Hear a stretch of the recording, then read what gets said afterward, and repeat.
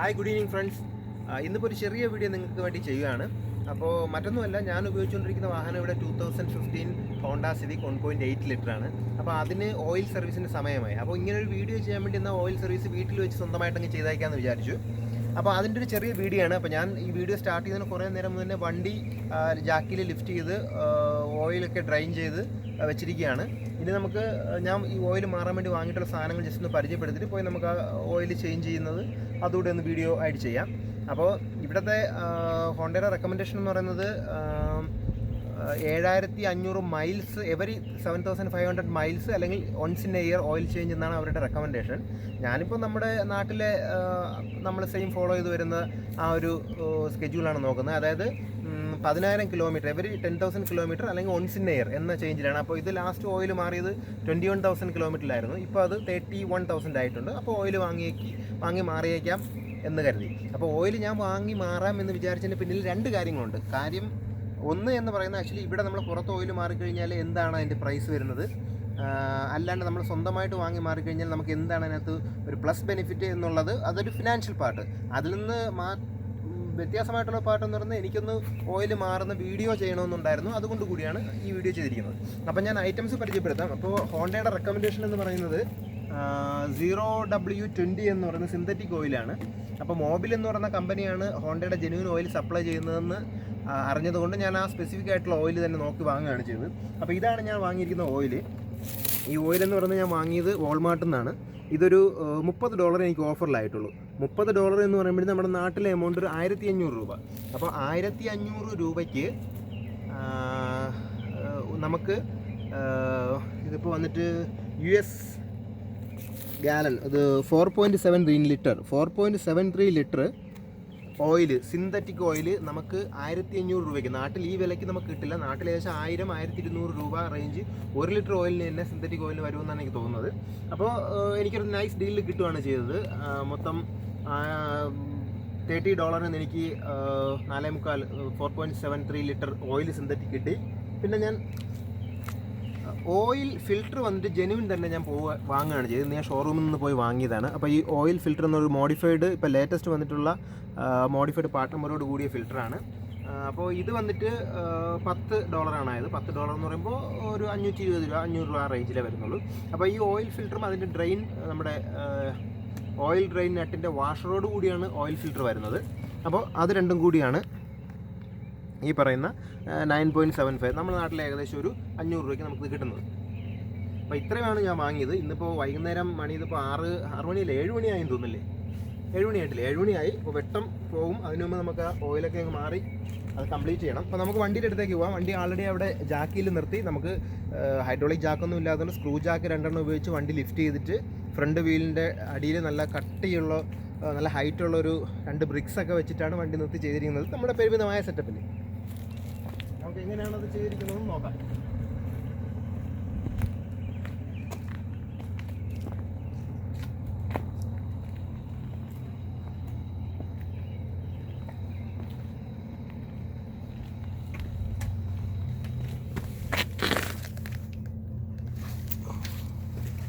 Okay, ഇനി ഞാൻ നേരത്തെ പറഞ്ഞ പോലെ ഇവിടെ പഴയ ഓയിൽ ഫിൽറ്റർ നേരത്തെ ഡ്രെയിൻ ചെയ്ത് കെട്ടി വെച്ചിരിക്കുകയാണ്. അതുപോലെ തന്നെ ഓയിൽ ആൾറെഡി ഡ്രെയിൻ ചെയ്തിട്ടുമുണ്ട്. അത് അടിയിലിരിപ്പുണ്ട്. അതിങ്ങോട്ട് എടുത്ത് മാറ്റാം.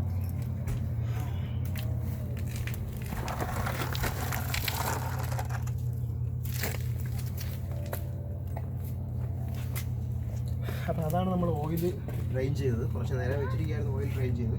അപ്പോൾ നമുക്ക് വീഡിയോ ഷൂട്ട് ചെയ്യാവുന്ന ഏറ്റിരുന്ന നമ്മുടെ സുഹൃത്ത് ജോൺ വരാൻ താമസിച്ചുകൊണ്ട് വെയിറ്റ് ചെയ്യായിരുന്നു അല്ലേ. അപ്പോൾ നമുക്കിനിയുള്ളത് നമ്മൾ പുതിയ ഫിൽറ്റർ ഇൻസ്റ്റാൾ ചെയ്യുക എന്നുള്ളതാണ്. അപ്പോൾ പുതിയ ഫിൽറ്റർ ഇൻസ്റ്റാൾ ചെയ്യുന്നതിന് മുമ്പ് നമ്മൾ ഈ ഫിൽറ്ററിൻ്റെ മുകളിലുള്ള ഓറിങ്ങിൽ കുറച്ച് ഓയിൽ നമ്മളിങ്ങനെ ലൂബ്രിക്കേറ്റ് ചെയ്യണം. പുതിയ ഓയിൽ ശകലം എടുത്ത് നമ്മുടെ ഫിൽറ്ററിൻ്റെ ആ ഓറിങ്ങിൽ എക്സസ് ആയിട്ടല്ല, വളരെ ലൈറ്റായിട്ടുള്ള ഒരു ലൂബ്രിക്കേഷൻ നമ്മളിങ്ങനെ കൊടുക്കുക. ഇതിങ്ങനെ കൊടുക്കുന്നത് എന്തിനെന്ന് വെച്ച് കഴിഞ്ഞാൽ, നമ്മൾ ഇതിങ്ങനെ ഓയിൽ ഇട്ടില്ല എന്നുണ്ടെങ്കിൽ ചിലപ്പോൾ ഇത് നമ്മൾ ടൈറ്റ് ചെയ്യുന്ന സമയത്ത് ഈ ഓറിങ് കട്ടാവാം. പിന്നീട് എൻജിൻ റൺ ചെയ്യുമ്പോൾ ആ ഗ്യാപ്പിലൂടെയൊക്കെ ഓയിൽ മൈന്യൂട്ട് ലീക്സ് ഒക്കെ വന്നിരിക്കാം. അതുകൊണ്ട് ജസ്റ്റ് ഇങ്ങനെ ഒന്ന് ലൂബ്രിക്കേറ്റ് ചെയ്യണം. ഇനി നമുക്ക് അകത്ത് കയറി ഇതങ്ങ് ഫിറ്റ് ചെയ്യാം.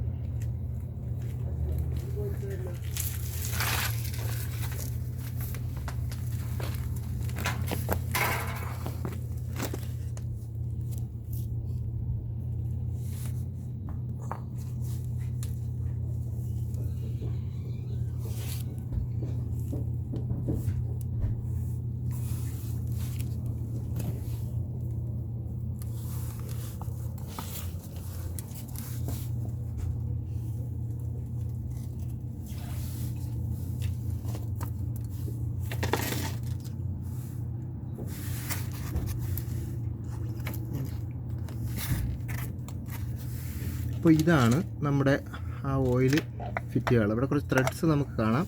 നമ്മളിങ്ങനെ കൈ കൊണ്ട് തന്നെ വളരെ പതുക്കെ ആ ത്രെഡിൽ കറക്റ്റായിട്ട് പിടിക്കത്തക്ക രീതിയിൽ പുതിയ ഓയിൽ ഫിൽറ്റർ ഇങ്ങനെ പതുക്കെ ആ ത്രെഡിലേക്ക് പിടിപ്പിക്കുകയാണ് വേണ്ടത്.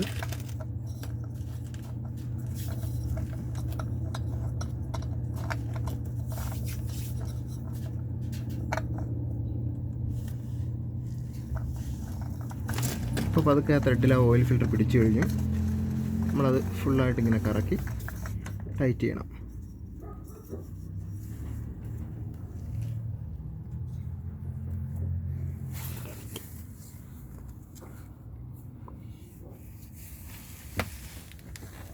ഇപ്പോൾ നമ്മൾ റെഞ്ചൊന്നും ഉപയോഗിക്കുന്നില്ല. നമുക്ക് അത്യാവശ്യം ഒരു തുണി വെച്ചിട്ട് നമുക്ക് ഹാൻഡ് ടൈറ്റ് തന്നെ മതി. അത് എന്നാലും മാനുഫാക്ചർ സ്പെസിഫിക്കേഷനിലൊക്കെ പറയുന്ന പോലെ ഫുൾ ടൈറ്റ് ആയതിനു ശേഷം ഒരു 3/4 ടേൺ നമ്മൾ ഫിൽറ്റർ റെഞ്ചൊക്കെ വെച്ച് ചെയ്യണമെന്നാണ് പറയുന്നത്. പക്ഷേ ഞാനിപ്പോൾ എൻ്റെ കൈ കൊണ്ട് തന്നെയുള്ള ഫിൽറ്റർ ആ ടോർക്കിൽ നിർത്തുവാണ്.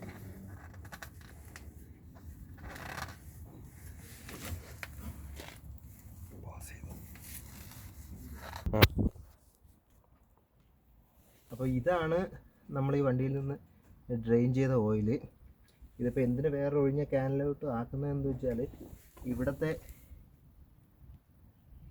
ഒരു ഈ പ്രോപ്പറായിട്ട് എല്ലാ കാര്യങ്ങളും ഡിസ്പോസ് ചെയ്യുന്ന ഒരു കൺട്രിയാണ്, അല്ലെങ്കിൽ ഡിസ്പോസ് ചെയ്യണ നിയമം മൂലം അനുശാസിച്ചിട്ടുള്ളൊരു കൺട്രിയാണത്.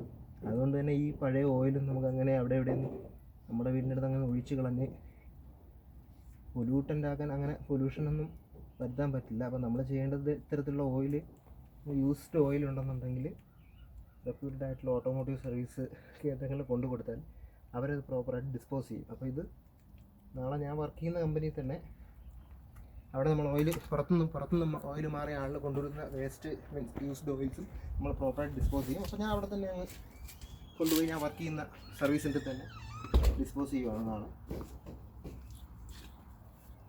ആക്ച്വലി ഈ പറഞ്ഞ 10,000 കിലോമീറ്റർ കവർ ചെയ്തത് ഒരു പെട്രോൾ വണ്ടിയാണ്. അപ്പോൾ ഇതിനകത്ത് ഓയിലിനുണ്ടായ കളർ ചേഞ്ച് വേണമെങ്കിൽ നമുക്ക് ജസ്റ്റ് നമ്മുടെ അത് എത്രത്തോളം കളർ ചേഞ്ച് ഉണ്ടായാലും ഓയിൽ ഡേർട്ടി ഒന്ന് അറിയാൻ വേണ്ടി നമുക്കൊന്ന് ജസ്റ്റ് ഒന്ന് കാണിക്കാം. ഇപ്പോൾ അത് കാണിക്കാൻ വേണ്ടി ഞാനിപ്പോൾ ഇത് യൂസ്ഡ് ഓയിലാണ്. ഇത്രയും ഈ 10,000 കിലോമീറ്റർ നമ്മൾ കവർ ചെയ്ത ഓയിലാണ്. ഇത് ട്രിപ്പ് ആകുമ്പോഴുള്ള കളർ കണ്ടില്ലേ, ഇതാണ് ഇപ്പോഴത്തെ. അത് അത്രയും ഡേർട്ടി എന്നും പറയാൻ പറ്റില്ല, കരിയോയിലായി എന്നും പറയാനും പറ്റില്ല. കാര്യം ആ ഓയിലിൻ്റെ ക്വാളിറ്റി ഇപ്പോൾ ഓയിലിങ്ങനെ ഒലിച്ചു പോകുമ്പോൾ നമുക്ക് അറിയാൻ പറ്റുന്നുണ്ട്. അത്രയും തിക്ക് ഡാർക്കൊന്നുമല്ല. അപ്പോൾ അത്യാവശ്യം ക്വാളിറ്റിയുള്ള ഓയിൽ തന്നെയായിരുന്നു. ലാസ്റ്റിനകത്ത് മാറിയിരുന്നത് ഹോണ്ട സർവീസ് സെൻറ്ററിൽ നിന്ന് തന്നെ മാറിയ ഓയിലാണ്. ഇനി നമുക്ക് പുതിയ ഓയിലിന് എന്താണ് കളറെന്ന് നമുക്കൊന്ന് കാണാം. അല്ലെന്നുണ്ടെങ്കിൽ നമ്മുടെയൊക്കെ വണ്ടിക്ക് ഓയിൽ ചേഞ്ച് ചെയ്യേണ്ടി വരുന്ന സമയത്ത് നമ്മൾ ഓയിൽ ചേഞ്ച് ചെയ്യാറായോ ആ ഓയിൽ എന്നൊക്കെ നമുക്ക് എങ്ങനെ മനസ്സിലാക്കാൻ അറിയാൻ വേണ്ടിയിട്ട് മാത്രം ജസ്റ്റ് കാണിക്കുകയാണ്. അപ്പോൾ പുതിയ ഓയിൽ ഞാൻ നിങ്ങൾക്ക് കാണിക്കാം. അത് ഞാൻ ഇതുപോലെ ഇങ്ങനെ ഡിപ്പ് ചെയ്തിട്ട്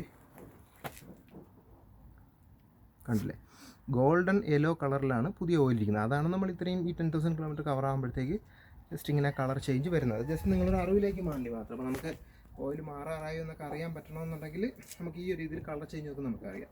അപ്പോൾ ഇനിയിപ്പോൾ നമ്മൾ വാങ്ങിയിരിക്കുന്ന ഓയിൽ എന്ന് പറയുന്നത് ഇത് 4.7 4 ലിറ്റർ 700 ml ആണ്. നമുക്ക് ഈ വണ്ടിയിലെ ഓയിൽ കപ്പാസിറ്റി എന്ന് പറയുന്നത് 3.7 ആണ്. അപ്പോൾ നമുക്കൊന്ന് 1 ലിറ്റർ ഓയിലും മാറ്റാം. എന്നിട്ട് ബാക്കി ഓയിൽ നമുക്ക് വണ്ടിയിലേക്ക് ഒഴിക്കാം.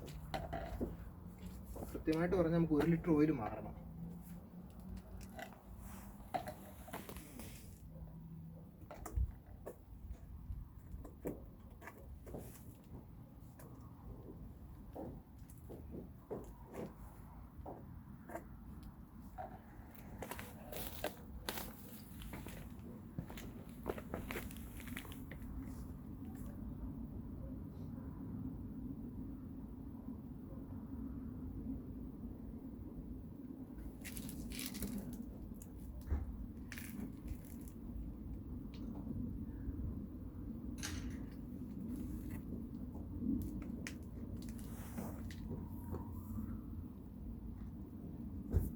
.73 ഉണ്ട് ഓയിൽ. അപ്പോൾ ഇതിനെ കറക്റ്റ് ഇവിടെ മാർക്കിംഗ് ഉണ്ട്, 1000 ml മാർക്കിംഗ്, അത് 1 ലിറ്ററിൻ്റെ മാർക്കിംഗ് ഉണ്ട്. എനിക്ക് മാറ്റേണ്ടത് 4.73 നിന്ന് 730 മില്ലി ലിറ്റർ ഓയിൽ മാറണം. അപ്പോൾ ഇത് ഏകദേശം അത്രയും വന്നിട്ടുണ്ട്. ബാക്കി നമുക്ക് വണ്ടിയിൽ ചെക്ക് ചെയ്തതിനനുസരിച്ച് ഒഴിക്കാം. അപ്പോൾ നമ്മൾ ഫിൽറ്റർ താഴെ ഫിറ്റ് ചെയ്ത് ടൈറ്റ് ചെയ്തിട്ടുണ്ട്. ഡ്രെയിൻ പ്ലഗ് താഴെ ഫിറ്റ് ചെയ്ത് ടൈറ്റ് ചെയ്തിട്ടുണ്ട്. പുതിയ ഗ്യാസ്കറ്റൊക്കെ ഇട്ട് നമുക്ക് ഓയിൽ ഒഴിക്കാം.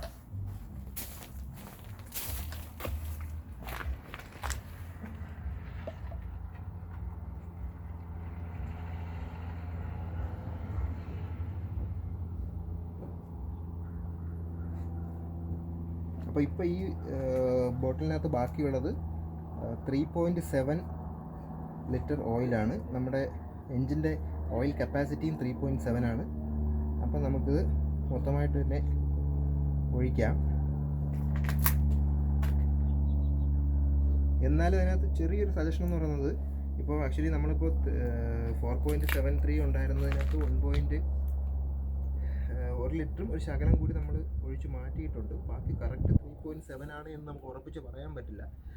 ചിലപ്പോൾ കുറച്ച് ഓയിൽ വ്യത്യാസമാണ്. അതുകൊണ്ട് നമ്മൾ ചെയ്യാൻ പോകുന്നതെന്ന് വെച്ചാൽ ഒരു 50 മില്ലി ലിറ്ററോളം കുറച്ചേ നമ്മളതിനകത്ത് ഓയിൽ ഒഴിക്കും. അത് എന്തിനങ്ങനെ ചെയ്യുന്നതെന്ന് വെച്ച് കഴിഞ്ഞാൽ, വണ്ടി ഇപ്പോൾ ഇത് ലെവലിലല്ല നിൽക്കുന്നത്, കാരണം നമ്മൾ ജാക്കിയിലാണ് നിർത്തിയിരിക്കുന്നത്. അപ്പോൾ നമുക്ക് ഇങ്ങനെ ഓയിൽ ഒഴിച്ചിട്ട് വണ്ടി ജാക്കി പുറത്തുനിന്ന് ഇറക്കി ഡിപ്സ്റ്റിക്കിൽ ഓയിൽ ചെക്ക് ചെയ്ത് കറക്റ്റ് ആണെന്ന് അറിഞ്ഞാൽ മാത്രം നമ്മളെന്ത് ചെയ്യും, അത് അങ്ങനെ മെയിൻറ്റെയിൻ ചെയ്യും. അതല്ല പിന്നീട് കുറച്ചുകൂടി ഓയിൽ വേണമെന്നുണ്ടെങ്കിൽ നമ്മൾ ആ ഓയിലൂടെ കുറച്ച് ഒഴിക്കും. അതങ്ങനെ എന്തിനു ചെയ്യുന്നു എന്ന് വെച്ച് കഴിഞ്ഞാൽ, ഒരു കാരണവശാലും ഇപ്പോൾ 4.7 അല്ലെങ്കിൽ 3.7 ആണ് engine capacity, means oil capacity ഉള്ളൊരു എൻജിനകത്ത് ഒരിക്കലും നമ്മൾ കൂടുതൽ ഓയിൽ ഒഴിക്കരുത്. കാര്യം നമ്മൾ ഡിപ്സ്റ്റിക്കിനകത്ത് നമുക്ക് 2 തരം മാർക്കിംഗ് ഉണ്ട്. ഇപ്പോൾ ഈ ഡിപ്സ്റ്റിക്കിനകത്ത് ഇതിനകത്തൊരു അപ്പർ മാർക്ക്, ഓയിൽ ലെവലിൻ്റെ അപ്പർ മാർക്ക്, ഇത് ലോവർ മാർക്ക്. ഒരിക്കലും ഓയിൽ ഈ ലോവർ മാർക്കിൻ്റെ താഴേക്ക് വരാൻ പാടില്ല. നമ്മൾ ഫില്ല് ചെയ്യുമ്പോൾ ഒരിക്കലും ഈ അപ്പർ മാർക്കിന് മുകളിലേക്ക് പോകാനും പാടില്ല. താഴേക്ക് പോയി കഴിഞ്ഞാലും അത് എഞ്ചിന് ദോഷമാണ്, അപ്പറിന് മേലിലേക്ക് പോയി കഴിഞ്ഞാൽ. അപ്പോൾ നമ്മളിപ്പോൾ കറക്റ്റായിട്ട് ലെവൽ നോക്കാതെ ഓയിൽ കുറച്ച് കൂടുതൽ ഇതിനകത്ത് ഒഴിച്ച് കഴിഞ്ഞാൽ സംഭവിക്കുന്ന, അപ്പർ ലെവലിന് മേലെയും ഓയിൽ നിന്ന് കഴിഞ്ഞാൽ എഞ്ചിനകത്തുള്ള പല ഓയിൽ സീലും ലീക്ക് ആവാനൊക്കെ ചാൻസ് ഉണ്ട്. അപ്പോൾ ഓയിൽ സീലൊക്കെ പെട്ടെന്ന് ലീക്കാവും, ഓയിൽ സീലിലൂടെയൊക്കെ ലീക്ക് വരും. അപ്പോൾ അത് വരാതിരിക്കണമെന്ന് നമ്മൾ ഉറപ്പായും ഒരിക്കലും അധികം ഓയിൽ ഒഴിക്കരുത്. കുറവ് ഓയിൽ ഒഴിക്കാൻ പാടില്ല, പക്ഷേ അധികം ഒഴിച്ചു പോകാനും പാടില്ല. സോ അതുകൊണ്ട് നമ്മളത് വ്യക്തമായി ശ്രദ്ധിക്കണം. നമ്മൾ ചെക്ക് ചെയ്തിട്ടൊക്കെ പിന്നീട് ഓയിൽ ഒഴിക്കാൻ പാടുള്ളൂ. ഇപ്പോൾ നമ്മൾ ഏകദേശം 3.7 ലിറ്ററോളം ഓയിലിനകത്ത് ഒഴിച്ചു. ഇനി നമുക്ക് ബാക്കി ഒഴിക്കുന്നെങ്കിൽ ഇതൊക്കെ വണ്ടി ലെവൽ സർഫസിൽ ഇറക്കി നിർത്തി ഡിപ്സ്റ്റിക്കിൽ ഓയിൽ ചെക്ക് ചെയ്തിട്ട് വേണമെങ്കിൽ നമ്മളൊരു 20-30 ml ആവശ്യത്തിന് കുറവിനുള്ളതനുസരിച്ച് നമ്മൾ ഒഴിക്കും. അപ്പോൾ ഈ നമ്മുടെ ഈ പറഞ്ഞ 1 ലിറ്റർ ഒരു ശകലം കൂടി മാറ്റി വെച്ച ഓയിൽ നമുക്ക് തിരിച്ചങ്ങനകത്ത് ഒഴിക്കാം. കാര്യം ഇത് തന്നെയാണ് നമ്മളിന് ആവശ്യം വന്നു കഴിഞ്ഞാൽ ടോപ്പപ്പ് ചെയ്യാനോ അല്ലെന്നുണ്ടെങ്കിൽ ഇപ്പം തന്നെ ഒഴിക്കാനോ യൂസ് ചെയ്യുന്നത്.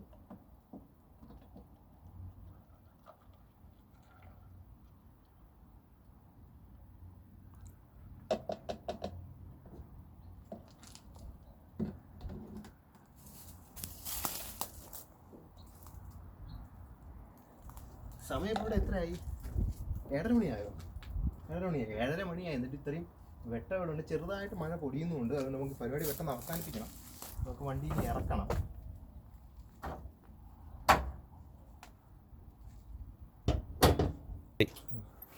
അപ്പോൾ ഞാൻ നേരത്തെ നിങ്ങളുടെ അടുത്ത് പറഞ്ഞാൽ നമ്മൾ വീട്ടിൽ വെച്ച് ചെയ്യാൻ എൻ്റെ കയ്യിൽ കുറച്ച് ടൂൾസ് മാത്രമേ ഉള്ളൂ. നാട്ടിൽ കുറേ അധികം ടൂൾസ് ഉണ്ടായി, പക്ഷേ ഇവിടെ നമുക്ക് കുറച്ച് ടൂൾസേ ഉള്ളൂ. ഇവിടുത്തെ വില വെച്ചിട്ട് ഇങ്ങനെ ടൂൾസ് എല്ലാം കൂടി മേടിക്കാനും പറ്റില്ല. അതുകൊണ്ട് ലിമിറ്റഡ് ആയിട്ടുള്ള ടൂൾസും ലിമിറ്റഡ് ആയിട്ടുള്ള സെറ്റപ്പും വെച്ചാണ് ചെയ്യുന്നത്. 2 ജാക്ക് ഉപയോഗിച്ച് വണ്ടി നിർത്തിയിട്ടാണ് നമ്മൾ ഈ ഓയിൽ സർവീസ് ചെയ്യാൻ ശ്രമിച്ചത്. അപ്പോൾ നമുക്ക് ആദ്യം ആ സാധനങ്ങളൊക്കെ മാറ്റാം. കാര്യം ഇനി നമുക്ക് വണ്ടി ലെവൽ സർഫസിലേക്ക് ഇറക്കിയിട്ട് നമുക്ക് ഓയിൽ ലെവൽ ചെക്ക് ചെയ്യേണ്ടതുണ്ട്. അതിന് നമ്മൾ വണ്ടിക്ക് ലെവലിലേക്ക് ഇതുപോലെ അപ്പുറത്തും ഞാനൊരു കട്ടപ്പുറത്താണ് ടയർ നിർത്തിയിരിക്കുന്നത്. അത് നമുക്ക് ഇറക്കണം.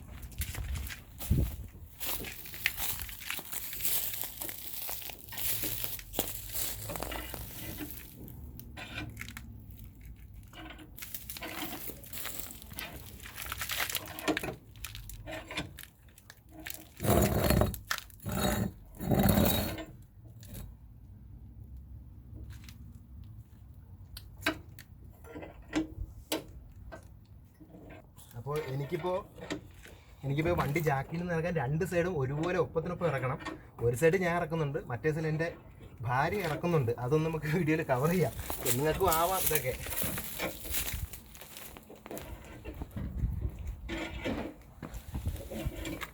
അച്ചു സ്പീഡ് നടക്കരുത്. അച്ചു പതുക്കെ ഗ്രാജുവലി ഇറങ്ങും.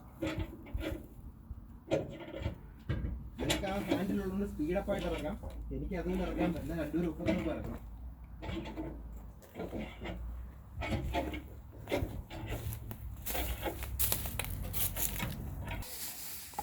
അപ്പോൾ നമുക്ക് സ്ഥിരമായിട്ട് മാറുന്നതല്ലാത്തതുകൊണ്ട് തന്നെ നേരത്തെ ചെയ്തപ്പോഴത്തേക്ക് ഒരു അബദ്ധം പറ്റി.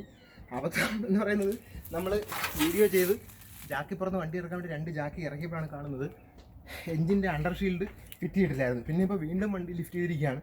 അപ്പോൾ അകത്തൊരു ഈ അണ്ടർ ഷീൽഡ് ഒന്ന് തിരിച്ച് ഫിറ്റ് ചെയ്യണം. വെട്ടമൊക്കെ കുറഞ്ഞിട്ടുണ്ട് നമ്മുടെ.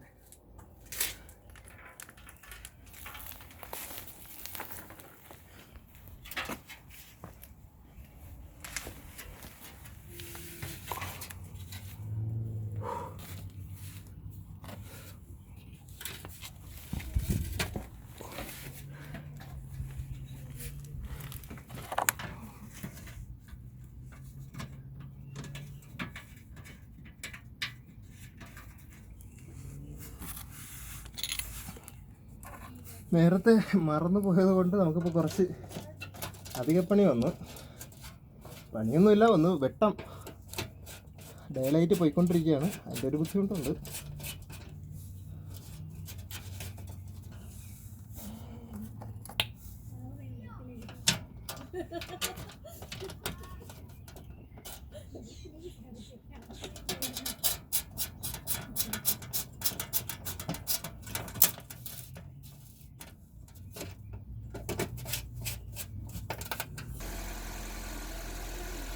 ഓക്കെ, അപ്പം നമ്മൾ ഓയിലൊക്കെ മാറി. രണ്ടാമത് പിന്നും ആ എൻജിൻ അണ്ടർ കവർ മാറാൻ തിരിച്ചു വയ്ക്കാൻ മറന്നുകൊണ്ട് വീണ്ടും ഡിസ്റ്റർബ് ചെയ്ത് അത് വെക്കേണ്ടി വന്നു. അതിനുശേഷം നമ്മൾ ഓയിൽ കറക്റ്റായിട്ട് ക്വാണ്ടിറ്റിയൊക്കെ നോക്കി ഒഴിച്ചിട്ട് സ്റ്റാർട്ട് ചെയ്ത് ഐഡിൽ ഇട്ടിരിക്കുകയാണ്. ഒരു 1 മിനിറ്റ് ഐഡിൽ ഇട്ടതിന് ശേഷം നമ്മൾ വീണ്ടും ഓഫ് ചെയ്തിട്ട് 1-2 മിനിറ്റ് കഴിഞ്ഞിട്ട് ഓയിൽ ലെവൽ ഒന്നുകൂടെ ചെക്ക് ചെയ്യണം. ചെക്ക് ചെയ്ത് കറക്റ്റ് ആണെന്നുണ്ടെങ്കിൽ നമ്മുടെ ഓയിൽ സർവീസ് പരിപാടി കഴിഞ്ഞു. പിന്നെ ഈ വണ്ടിയിൽ വേറൊരു കാര്യമുള്ളതെന്ന് വെച്ച് കഴിഞ്ഞാൽ ഒരു സർവീസ് റിമൈൻഡർ ഓപ്ഷനുണ്ട്. അതായത് നമ്മുടെ ഇതിനകത്തുള്ള മൾട്ടി ഇൻഫോർടൈൻമെൻറ്റ് ഒരു ഇൻഫർമേഷൻ ഡിസ്പ്ലേ ഇതിനകത്തുണ്ട്. ആ ഡിസ്പ്ലേക്കകത്ത് നമുക്ക് സെറ്റ് ചെയ്യാം. അത് ഓയിൽ നമ്മൾ ഇന്ന് മാറിയിട്ട് നമ്മൾ ആ പറയുന്ന സിസ്റ്റത്തിനകത്ത് അത് എൻട്രി ചെയ്ത് വെച്ചാൽ, അല്ലെങ്കിൽ അത് റീസെറ്റ് ചെയ്ത് വെച്ച് കഴിഞ്ഞാൽ അടുത്ത ഓയിൽ ലൈഫ് കുറഞ്ഞ് അതായത് ഇന്നിപ്പോൾ നമ്മൾ റീസെറ്റ് ചെയ്യുമ്പോൾ അത് ഫുൾ ലൈഫ് കാണിക്കും. അടുത്ത സർവീസ് സ്കെഡ്യൂൾ ടൈം ആകുമ്പോൾ, അല്ലെങ്കിൽ ഓയിൽ മാറേണ്ട സമയം നമ്മളത് അലർട്ട് ചെയ്യും. അപ്പോൾ അത് നമുക്കൊന്ന് റീസെറ്റ് ചെയ്യണം. അതെങ്ങനെയാണ് റീസെറ്റ് ചെയ്യുന്നത് നമുക്ക് അകത്ത് കയറിയിട്ട് നോക്കാം.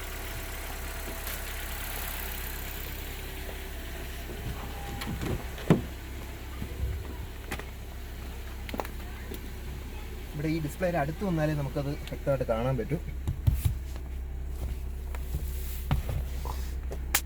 ഈ ഡിസ്പ്ലേയിൽ, ഇതിനകത്തുള്ള ഈ ഡിസ്പ്ലേയിലാണ് അത് വരുന്നത്. അപ്പോൾ ഇതാണ് ഞാൻ പറഞ്ഞ ഡിസ്പ്ലേ. അപ്പോൾ ഈ ഡിസ്പ്ലേക്കകത്ത് നമുക്കിങ്ങനെ സെറ്റ് ചെയ്യാം. ഇന്നിപ്പോൾ നമ്മൾ ഓയിൽ മാറി, അപ്പോൾ അടുത്ത ഓയിൽ സർവീസ് ചെയ്യേണ്ട സമയം നമ്മളത് അലർട്ട് ചെയ്യും. അതിനുവേണ്ടി നമ്മൾ സെറ്റ് ചെയ്യുന്നത് ഇങ്ങനെയാണ്. ഡോർസ് അടയ്ക്കണമെങ്കിൽ നമുക്ക് സെറ്റ് ചെയ്യാൻ പറ്റും. നമുക്കിനി ആ ഓയിൽ സർവീസ് സ്കെഡ്യൂൾ റീസെറ്റ് ചെയ്യാം. അത് മെനുവിൽ പോയിട്ട് വെഹിക്കിൾ ഇൻഫർമേഷനിൽ പോയി മെയിൻ്റനൻസ് ഇൻഫർമേഷനിൽ പോയി എനേബിൾ ആക്കി. ഇപ്പോൾ കാണുന്നില്ലേ ഓയിൽ ലൈഫ് 100 എന്ന് കാണിക്കുന്നത്? അത് നമുക്ക് ഒന്നുകൂടി റീസെറ്റ് ചെയ്ത് 100 എന്ന് കാണിക്കാൻ കാര്യം, ഞാനൊരു 2-3 ദിവസം മുന്നേ ഓയിൽ മാറേണ്ടായ സമയമായെങ്കിൽ 2-3 ദിവസം മുന്നേ ഒരിക്കൽ അത് റീസെറ്റ് ചെയ്യായിരുന്നു. അതുകൊണ്ടാണ് 100 കാണിക്കുന്നത്. ഇന്നിപ്പോൾ നമ്മൾ ഓയിൽ പുതുതായിട്ട് മാറി. അപ്പോൾ നമുക്ക് ഇവിടെ വെച്ചത് റീസെറ്റ് ചെയ്യാം. Would you like to reset maintenance information എന്ന് കാണുന്നത് യെസ് കൊടുക്കുകയാണ് നമ്മൾ. ഇപ്പോൾ അത് കാണിക്കുന്നത് മെയിൻ്റനൻസ് ഇൻഫർമേഷൻ റീസെറ്റ് ആയി എന്നാണ്.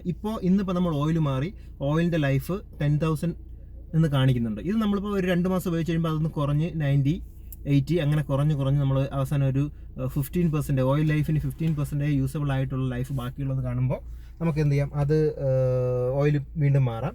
ഇപ്പോൾ നോർമലി ഒരു 15% ഓയിൽ ലൈഫ് ബാക്കിയുള്ളപ്പോൾ, അല്ലെങ്കിൽ 5% ബാക്കിയുള്ളപ്പോഴേക്കും ഓയിൽ മാറുന്നത്. അപ്പോൾ ഇത് നമ്മളിങ്ങനെ സെറ്റ് ചെയ്തിരുന്നതിന് നമുക്ക് ഓയിൽ ലൈഫ് നോക്കാം. ഇൻ കേസ് നമ്മൾ ഓയിൽ മാറിയ കിലോമീറ്ററോ അല്ലെന്നുണ്ടെങ്കിൽ ഓയിൽ മാറിയ ഡേറ്റോ ഒക്കെ മറന്നു പോയാൽ ഇത് കറക്റ്റായിട്ട്, ഇനി നമ്മൾ ഇതിനിടയ്ക്ക് റീസെറ്റ് ചെയ്യാണ്ടിരുന്നത്, ഞാൻ ഇടയ്ക്കൊന്ന് റീസെറ്റ് ചെയ്തിട്ടുണ്ടായിരുന്നു ഓയിൽ മാറാണ്ട് തന്നെ. അപ്പോൾ നമ്മൾ റീസെറ്റ് ചെയ്തിട്ടില്ല എന്നുണ്ടെങ്കിൽ അതിങ്ങനെ ഗ്രാജുവലി കുറഞ്ഞ് 90, 80 അങ്ങനെ വന്നിട്ട് ഒരു 15-10% ഓഫ് ഓയിൽ ലൈഫ് ബാക്കിയുള്ളപ്പോൾ നമുക്ക് അടുത്ത ഓയിൽ സർവീസ് ചെയ്യാം. അപ്പോൾ നമുക്കിനി എൻജിൻ ഓഫ് ചെയ്തിട്ട് ഓയിൽ ലെവൽ കുറച്ച് നേരം ഒന്നുകൂടെ ചെക്ക് ചെയ്യാം. എന്നിട്ട് നമുക്ക് വീഡിയോ ഇവിടെ അവസാനിപ്പിക്കാം. അപ്പം നമ്മൾ 1 മിനിറ്റോളം ഐഡിൽ ഇട്ടിരുന്ന എൻജിൻ ഓഫ് ചെയ്തിട്ടുണ്ട്. ഇനി നമുക്ക് ഡിസ്ട്രിക്ട് എടുത്ത് ഓയിൽ ലെവൽ ഒന്ന് ചെക്ക് ചെയ്യണം. എന്നിട്ട് നമുക്കത് ലെവൽ ഓക്കെ ആണെന്നുണ്ടെങ്കിൽ അങ്ങനെ അതല്ല ലെവൽ കുറവാണെന്ന് നമുക്ക് കുറച്ച് ഓയിൽ വേണമെങ്കിൽ ആഡ് ചെയ്യാം.